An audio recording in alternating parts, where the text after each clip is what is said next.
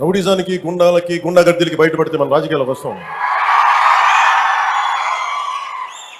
కేసులు పెడతాం. వస్తే 29లో మేము అంతా చూస్తామంటే మీరు రావాలి కదా. మీరు ఎలా వస్తారో మేము చూస్తాం. నాకు వారి మీద, వైసీపీ నాయకుల మీద ఈరోజు చెప్తున్నాను, మొదటి నుంచి చెప్తున్నాను, వ్యక్తిగతంగా నాకు ఎవరి మీద కక్ష ఉండదు. మనస్ఫూర్తిగా నా గుండెల మీద ఆత్మసాక్షిగా చెప్తాను, నాకు ఎవరి మీద కోపం ఉండదు.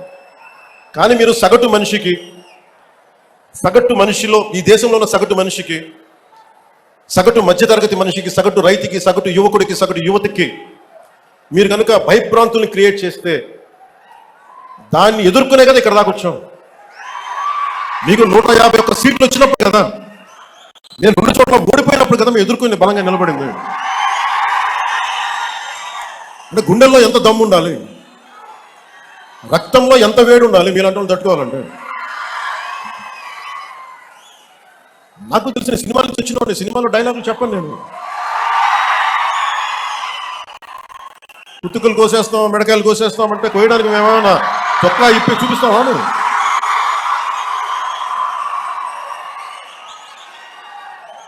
నేను సినిమాలో డైలాగ్ చెప్పడానికి కూడా ఇబ్బంది పడతాను. సింహం గడ్డం తీసుకుంది, మీ గడ్డం తీసుకోలేదు. ఈ సరదాగా ఉంటాయి మిమ్మల్ని చీరప్ చేయడానికో, సరదాగా చేయడానికి. నిజంగా గడ్డం తీసుకుంటే దరిద్రంగా ఉంటుంది. స్నానం చేయకుండా, మట్టి కొట్టుకుంటా. అంటే ఇవన్నీ ఏంటంటే సినిమాల్లో చెప్పిన డైలాగులు.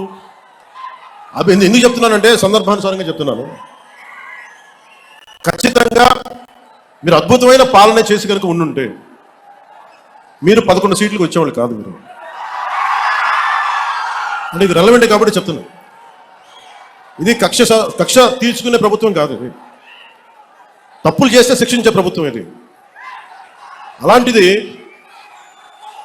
అంటే ఇది ఎందుకు చెప్తున్నానంటే మీకు వినండి మళ్ళీ అరవండి. మీ ఉత్సాహాన్ని కాదండి, మీరు వినండి. మీరు అరుపులు అరుచుకుని వెళ్ళిపోతున్నారు, వాళ్ళు ఏమో బెదిరిస్తూ ఉన్నారు, కోస్తామంటున్నారు. మళ్ళీ మీ ఎర్ర జెండా శక్తి తెలియదు వాళ్ళకి. మీ గుండెల్లో ఉన్న ఆ వేడి రక్తం గురించి తెలియదు వాళ్ళకి. కడుపు ఖాళీ ఉన్నవాడికి కష్టపడి పనిచేద్దాం అనుకున్నా మళ్ళీ తిరిగి కోపం తెప్పించుకోండి. పని చేసుకుని తల ఉంచుకొని పని చేసుకుని వెళ్ళిపోతున్నాం. నిజంగా 11 సీట్లు వచ్చిన ఆ పార్టీగా మేము గౌరవిస్తున్నాం. ఈ ప్రభుత్వం, గౌరవ ముఖ్యమంత్రి శ్రీ నారా చంద్రబాబు నాయుడు గారి నాయకత్వంలో ఉన్న ఎన్డీఏ కూటమి నడుపుతున్న ఈ ప్రభుత్వంలో తప్పులుంటే ఖచ్చితంగా చెప్పండి. ఖచ్చితంగా చెప్తే మేము సరిదిద్దుకుంటాం, లేదా వివరణిస్తాం. అంతేగాని మేము కుతుకులు కోసేస్తాం, రంపాలు తెస్తాం, రంపాలు పెట్టి కుతుకులు కోస్తామంటే మీకు తెలుసు కదా, అలాంటి వాటికి తాటాకి చప్పులకి మేము భయపడం. సో జల్ జీవన్ మిషన్కి 2019 నుంచి 2024కి నరేంద్ర మోదీ గారి ఆధ్వర్యంలో, నాయకత్వంలో ఉన్న కేంద్ర ప్రభుత్వం మన రాష్ట్రానికి 26,000 కోట్ల రూపాయలు శాంక్షన్ చేసింది. మనం ఎవరిని వదిలిపెట్టేది ఉండదు. ఒక్కొక్కడికి మాత్రం సినిమా మాత్రం ఎలా చూపించానో అలా చూపిస్తామని మాత్రం చెప్తాను. ఖచ్చితంగా ఏదైతే నాటుతున్నారో, ఏదైతే ఇత్తుతున్నారో, ఇది రెండింతలు వీళ్ళకి పండే కార్యక్రమం కూడా జరుగుతుందని మాత్రం ప్రతి కార్యకర్తకు గట్టిగా చెప్పండి. ఎందుకనంటే ఈరోజు రాష్ట్ర వ్యాప్తంగా ఇదే జరుగుతూ ఉంది. ఒక్కొక్కని కథ వింటూ ఉంటే నిజంగా మనసుకు బాధ కలుగుతుంది. ఆ బాధ ఎలాంటి బాధ అంటే చెప్పలేం. అసలు మంగళగిరిలో ఒక పాపను, కృష్ణవేణి మంగళగిరి పాప, సోషల్ మీడియా పాప తీసుకొని పోయి, ఆడపాపను కూడా, ఆడ కూతురని కూడా చూడుకోకుండా తీసుకొని పోయి హైదరాబాద్ నుంచి ఎత్తుకొని వచ్చి స్టేషన్లలో పెడతా ఉన్నారు. ఇంకొక పాప సుధారాణి, ఆ పాపను నెలలు ఈ స్టేషన్ నుంచి శ్రీకాకుళం నుంచి తిప్పినారు. ఒక కేసులో బెయిల్ వస్తుంది, బెయిల్ వచ్చిన వెంటనే ఇంకొక కేసు, మళ్ళీ ఆ కేసులో బెయిల్ వస్తుంది, బెయిల్ వచ్చిన వెంటనే మళ్ళీ ఇంకొక కేసు.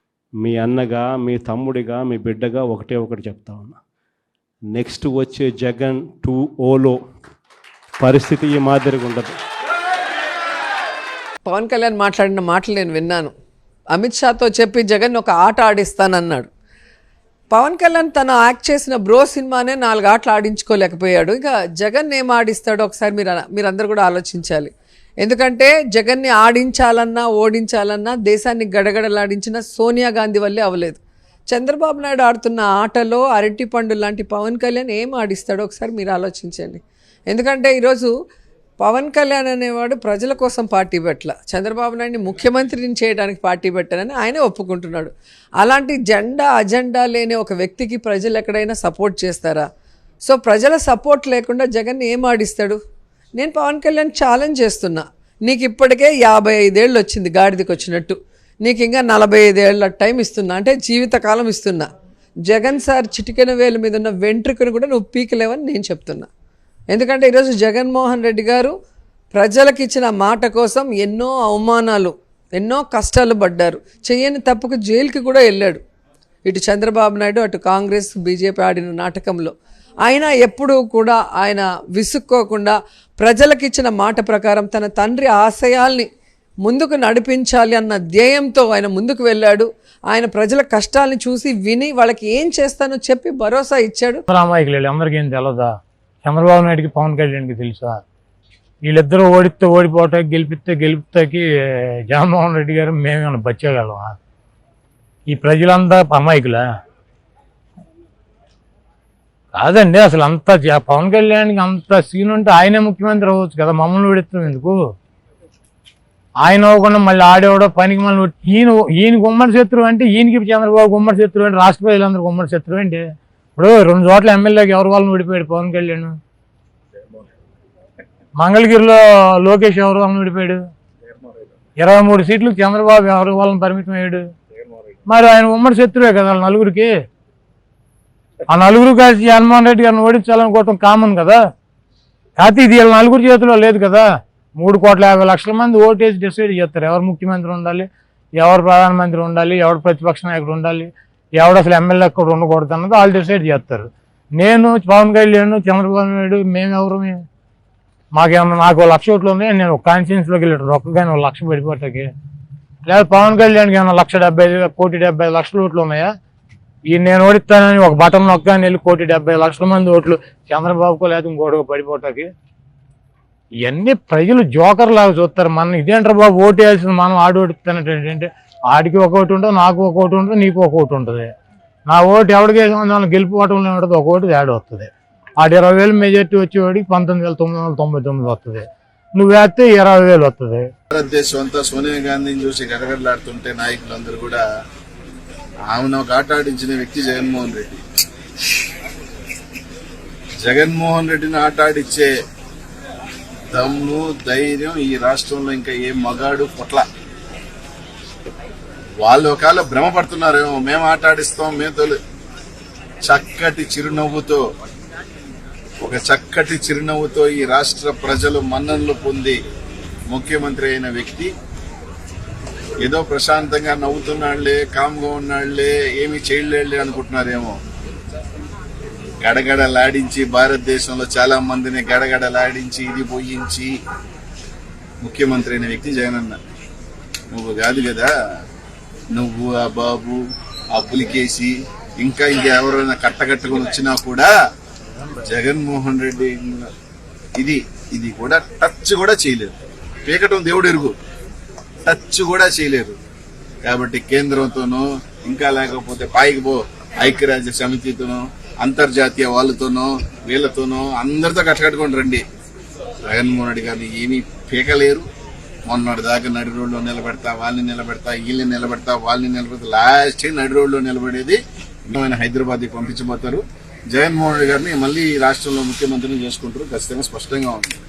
ఏమీ పీకలేక, ఏమీ చేయలేక, నేను వస్తా, నేను ఊడ పెరగతా, నేనే పీకతా, వాడిని పెరగతా, వీడిని పెరగతా, వాడి తాట తీస్తా, వీళ్ళు తోలు తీస్తా, వీడిని పీకుతా, ఏమి చేయలేరురా మీరు ఎవరు తాట తీయలేరు, మీరు ఎవరు తోలు తీయలేరు. ఆఖరికి నా సావరంగా మీరు లాస్ట్ కి మీరు చేయగలిగేది ఏంటంటే ఏమి అరిచి గొంతు శ్వాస. ఈ పులికేసి బాబు, నువ్వు ఇంకా జ్యోతి, ఇంకా TV5, ఇంకా కట్ట చెత్త పేపర్లు ఈ అందరూ కూర్చున్నా కూడా ఎంట్రుకొని టచ్ చేయలేరు. పీకే దేవుడు ఎరుగు టచ్ కూడా చేయలేరు. ఎందుకు వేస్ట్ గా శ్వాస, మీ ఒంట్లో శ్రమ దండగా, ఆ వారానికి పెట్రోల్ దండగా, అది కూడా రాదు. వేస్ట్ చెప్తున్నా. ఆ బొక్క తప్ప పాపం ఆ కార్యకర్తలకి నా సారం కాస్తో పోస్తో అబ్బలో తండ్రులో ఆ పిల్ల బ్యాచ్ కి పిల్లకాయలకి పాపం నా సారంగా ఏదో పాకెట్ మనీ డబ్బులు ఇచ్చుంటారు. అవి కానుక్కున్న సేవరంగా ఏమి కాకుండా 4 సంవత్సరాలు 5 సంవత్సరాలు బైక్లు వేసుకుని పెట్రోల్ బొక్క, శ్వాస బొక్క, ఈ టైంలో ఉద్యోగాలు చేసుకోకుండా చదువు సంధ్యాలు వదిలిపోయి తిరిగేది బొక్క, అన్ని బొక్క తప్ప ఇంకా ఏమీ లేదు. ఎట్టా హ్యాపీగా టైం పాస్ సినిమాలు మళ్ళీ చేసుకుంటున్నాడు. అతను సెటిల్ అయిపోతాడు. ఈ సైనికులు ఇంకొక సైనికులు ఈ వాళ్ళ మొత్తం ఫినిష్.